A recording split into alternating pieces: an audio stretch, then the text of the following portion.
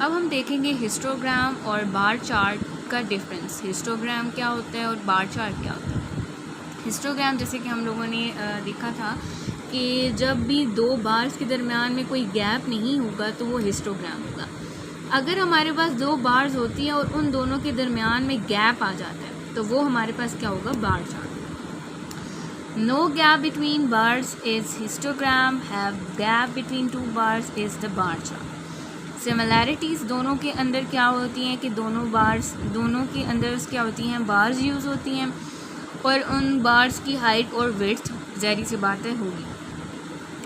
We plot class boundaries on axis में हमारे पास क्या होती हैं, हिस्टोग्राम में क्लास बाउंड्रीज होती हैं, while in bar chart we usually have class intervals. ठीक है,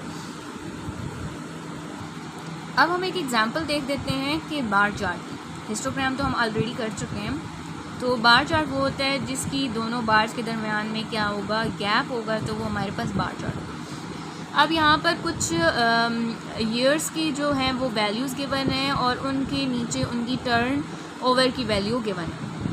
मतलब इस साल में जो टर्न ओवर की है वो ये है, 1966 की टर्न ओवर ये है और इसकी ये है, इस ईयर की ये है टर्न ओवर, इस ईयर की है। तो टोटल 5 साल हैं और 5 टर्न ओवर की वैल्यूज़ गिवन है। अब जो हमारे पास इसकी जो एक्स एक्सिस है उसमें हमारे पास ईयर्स आ जाएंगे और जो वाई एक्सिस है वहाँ पर हमारे पास टर्न ओवर आ जाएंगे।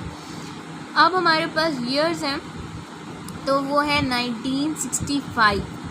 इस ईयर में हमारे पास ये टर्न ओवर होगा, मतलब इस साल को हम लोगों ने कितने टर्न ओवर तक लेकर जाना है, इस टर्न ओवर तक लेकर जाना है। मीन्स जो इसकी हाइट होगी वो इस टर्न ओवर तक होगी। और जो अगला हमारे पास ईयर है वो है 1966। अब हम लोगों ने एक बार बनानी है किसके लिए, 1965 के लिए। तो हम लोग क्या करेंगे, हम लोग एक इधर से स्टार्टिंग की लाइन लगाएंगे, एक एंडिंग की लाइन लगाएंगे और इसकी जो ज्वाइनिंग होगी, इनको एक ये स्टार्टिंग पॉइंट बनाया, एक एंडिंग पॉइंट बनाया बार का, और इसकी हाइट इन दोनों की हम लोगों ने कहाँ तक लेकर जानी है, जहाँ तक इस वाले ईयर का टर्न ओवर है वहाँ तक हमने इसकी हाइट रखी और फिर वहाँ पर हम लोगों ने क्लोजिंग ऑफ द बार कर दिया। सेम जो नेक्स्ट ईयर है 1966 की जो टर्न ओवर की वैल्यू है वो है 42,000। तो 42,000 तक हमारे पास हाइट होगी नेक्स्ट बार की। पहले हम लोगों ने 1966 के लिए एक स्टार्टिंग पॉइंट लिया, एक एंडिंग पॉइंट लिया, इन दोनों की हाइट जो है वो हम कहाँ तक लेके जाएंगे, 42,000 तक। वहाँ पर हम लोगों ने बार की क्लोजिंग कर लेंगे। सेम यही किया, फिर इन सब बार्स की जो मिड पॉइंट्स होंगे वो हम खुद से ड्रॉ कर लेंगे। इसका हाफ इतना होगा, इसका हाफ इतना होगा, उन डॉट्स को हम आपस में क्या कर लेंगे, ज्वाइन कर लेंगे। तो ये हमारे पास इस तरह बार चार्ट बनता है। तो बार चार्ट बेसिकली क्या होता है, उसके अंदर हम लोगों ने बार्स यूज़ करते हैं और हर बार के दरमियान में क्या होता है, गैप होता है, तो वो होती है हमारे पास बार चार्ट।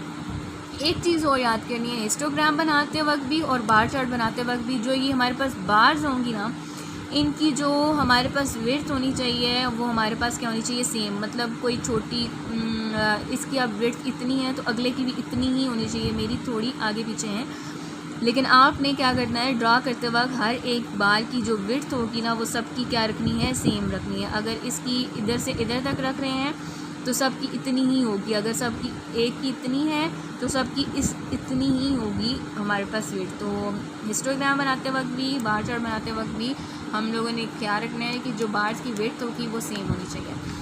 हिस्टोग्राम में हमारे पास बार्स के दरमियान में गैप नहीं होता, जबकि बार चार्ट में हमारे पास बार्स के दरमियान में गैप होता है। उसके बाद हमारे पास जो है, हम लोगों ने इसमें स्टार्टिंग और एंडिंग पॉइंट लेना होता है और हम लोगों की हाइट वहाँ तक रखनी होती है जहाँ तक उसकी वाई एक्सिस की वैल्यू होती है और फिर वहाँ पर हमने उसकी बार की ज्वाइनिंग कर लेनी होती है। जबकि हिस्टोग्राम में क्या होता है, हिस्टोग्राम में हमारे पास वैल्यूज़ गिवन होती हैं।